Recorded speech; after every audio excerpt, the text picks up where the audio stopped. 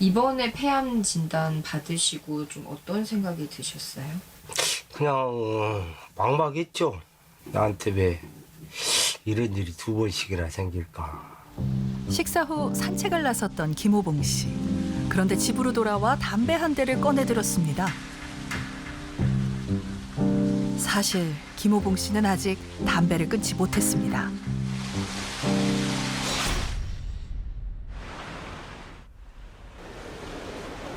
지난해 11월 여느 때처럼 정기 건강검진을 받았던 김호봉 씨. 병원으로부터 정밀 검사를 권유받았습니다. 검사 결과 폐선암이 진단된 겁니다. 몇 번째죠? 다섯 번째. 사실 김호봉 씨는 이전에도 항암 치료를 받은 경험이 있습니다. 이 환자분 20년 전에도 폐암에 한번 진단되셔서 소세포 폐암이라는 폐암이었고요. 아마 담배와 가장 관련이 깊고 밀접한 그런 이제 타입이 되겠고, 이번 폐암은 20년 전의 재발이 아니라 새로 생긴 폐암으로 저희는 해석을 하고 있습니다. 기수가 3기에 해당이 되고 3기는 이제 수술이 불가능한 경우가 대부분이어서 환자분도 지금 면역항암제라는 지금 주사요법으로 유지 치료 중에 있는 환자가 되겠습니다. 20년 전에도 항암 주사는 맞으셨죠? 그렇죠. 그때 6번인가? 그 입원해서 맞았어요. 힘들었죠.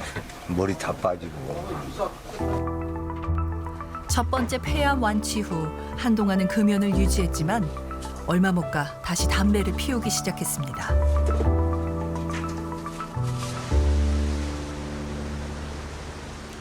이번에는 담배를 완전히 끊기 위해 거처도 옮겼습니다. 이곳에서 생활한 지도 벌써 6개월가량 지났습니다. 직접 키우시는 거예요? 네. 담배를 끊으려면 아예 환경을 바꾸는 게 최선이라 생각했습니다.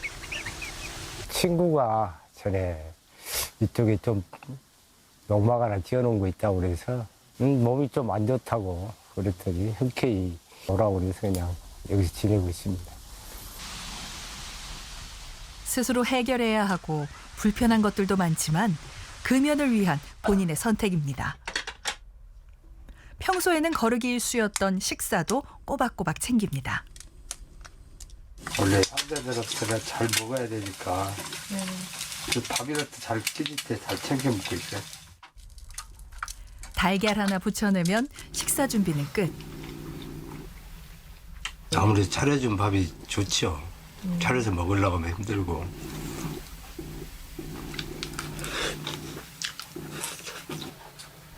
조촐한 식사 후에는 꼭 챙기는 게 있습니다. 약을 하루에 3끼씩 먹어야 돼. 당뇨약과 호흡기약. 간절기면 유독 기침이 심해져 숨을 쉬기 힘들어집니다. 이번에 폐암 진단 받으시고 좀 어떤 생각이 드셨어요? 그냥 막막했죠. 막연하니 나한테 왜 이런 일이 두 번씩이나 생길까. 좀 낙담도 했는데 그래 한번 저기했다 보니까 이제 나올 수도 있겠다. 아니 뭐 사기도 한 5년씩 살고 그러니까 좀 노력 좀 하다 보면 낫겠죠. 이쪽으로 내려온 거죠. 안 그랬으면 여기 내려올 필요도 없죠. 서울서 그냥 생활했죠. 식사 후 산책을 나섰던 김호봉 씨. 그런데 집으로 돌아와 담배 한 대를 꺼내 들었습니다. 사실 김호봉 씨는 아직 담배를 끊지 못했습니다. 다음에 줄이려고 노력 많이 했죠. 근데 완전 안 되더라고. 한 번에 확 끊고 말아버려야지 이제. 끌어야지 하니까 안 되더라고. 이번에는 이제 완전히 이제 마음 먹고 있죠. 어디까지 보면은 아무 의미 없이 그냥 담배만 물고 있어 살았으니까. 담배 생각이 나면 일부러 몸을 바삐 움직입니다. 상추, 열무, 토마토, 호박, 오이, 가지 다 심었어요. 할 일 없는데 이거라도 해야죠. 밭에 이런 데 와서 일하고 풀 뽑고 그러면 생각이 좀 덜 나죠, 아무래도. 잠깐이지만 담배 생각을 잊는 데 도움이 됩니다. 이대로 집으로 돌아가면 좋으련만 아니면은 오랜 습관이 또 발목을 붙잡습니다. 일과 후 동료들과 피우던 담배 한 개비를 몸이 기억하듯 어떨 때는 자기도 모르게 담배에 불을 붙였다가 꺼버린 적도 있습니다. 전에는 많이 피웠었죠. 한 2갑 정도 피웠으니까요. 지금 여기서는 어느 정도 피세요? 하루에 3개에서 한 5개 피? 아, 개피로 5개 피 정도 예, 많으면? 예. 끌어야 되는데, 하면서 한 개씩 피다 보니까 얼른 안 되더라고요. 그게 쉽지 않아요.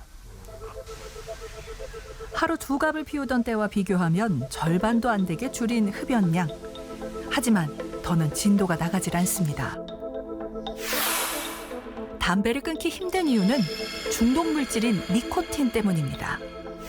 흡연 시 폐로 들어간 니코틴은 혈액에 녹아 불과 7초 만에 뇌에 도달합니다. 니코틴이 쾌락 중추에서 니코틴 수용체와 결합하면 쾌락 중추 말단에서 도파민이라는 신경 전달 물질이 분비됩니다.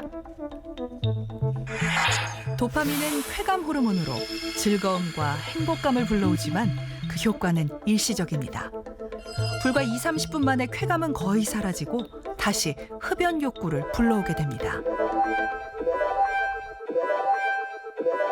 문제는 이제 저희가 내성이라고 일컫는 현상인데요. 한번 정해진 이 도파민의 양이 그 정도에서 만족하는 것이 아니라 그 도파민 수용체가 점차 늘어나면서 더 많은 그 니코틴을 체내에서 요구를 하기 때문에 점점 더 담배를 한번 피우게 되는 순간 그 앞으로 흡연 양이라든지 흡연 빈도가 점점 더 높아지게 되고 중독에 이르게 되는 현상으로 생각합니다.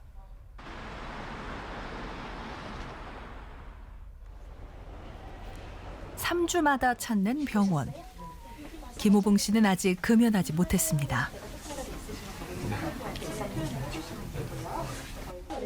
담배를 끊지 못해 몸이 더 나빠진 건 아닌지 불안한 마음으로 진료실에 들어섭니다.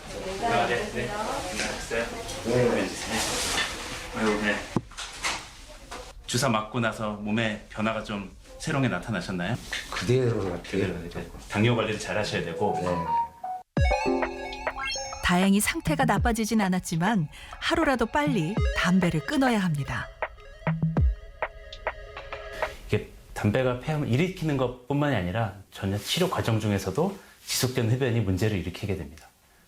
예를 들면 수술을 받는 환자들은 수술 받은 상처가 회복이 안 된다든지 이 환자같이 항암 치료를 받는 환자들에게서는 항암제 반응을 떨어뜨리고 또 항암제 치료 받으면서 발생하는 여러 합병증과 부작용들의 발생률을 높일 수 있기 때문에 이 흡연은 병의 진단뿐만이 아니라 치료 과정 중에서도 환자분들에게 한 해 넘어야 될 큰 산이 되는 것 같습니다.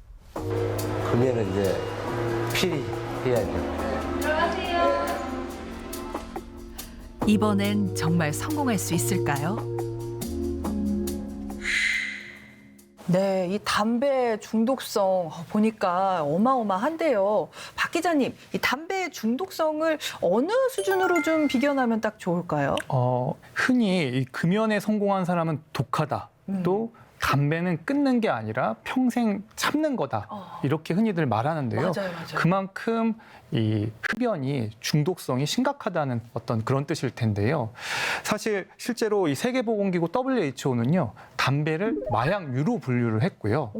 담배 속에 든 이 니코틴 성분 같은 경우에는 뭐 아편이나 코카인, 헤로인과 같은 수준의 중독성을 가진다고 알려져 있습니다. 정말 마약류 수준의 중독성이다라는 말인데 이 영상 사례자 봤듯이요. 교수님, 하루에 한 갑 피우던 흡연량을 5개 피로 줄인 사례자가 있었어요. 단번에 아니고 이렇게 한 반으로 줄여서 해보겠다. 요거는 좀 어떨까요? 예. 완전한 금연이 아닌 흡연량 줄이기의 경우 그 건강 이득이 질환에 따라 다르게 나타납니다. 예를 들면 하루 흡연량이 줄어들면 암 발생은 확실히 줄어들긴 합니다. 하지만 심뇌혈관 질환의 경우 흡연량 줄이기로는 그 발병 위험을 줄이는 것이 불가능하고요. 완전한 금연이어야지만 발병 위험이 줄어듭니다. 다만 완전히 한 번에 단박에 끊는 것이 어렵다면, 그렇게 어려운 경우는 D-Day를 정해서 한 3달 이내로 금연 시작일을 정해놓고 단계적으로 줄여나가는 것도 금연으로 인한 장기적인 건강 이득이 명확하다고 알려져 있습니다. 주변에 담배 끊겠다 하고 올해 목표 금연이야 하고 작심삼일로 끝나는 분들 정말 많잖아요. 네, 맞습니다.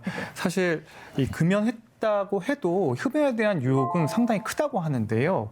이 다른 사람이 흡연하는 모습만 봐도 다시 담배를 피우고 싶은 유혹이 상당하다는 겁니다.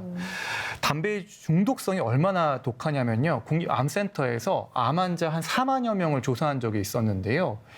암에 걸렸어도 약 16%가 흡연을 지속하는 것으로 나타났고요. 암 진단 당시에 잠깐 담배를 끊었어도 다시 또 담배를 피는 비율이 한 10%에 달했습니다. 그러니까 생사가 걸린 문제인데도 담배를 끊기가 쉽지 않았던 것이죠.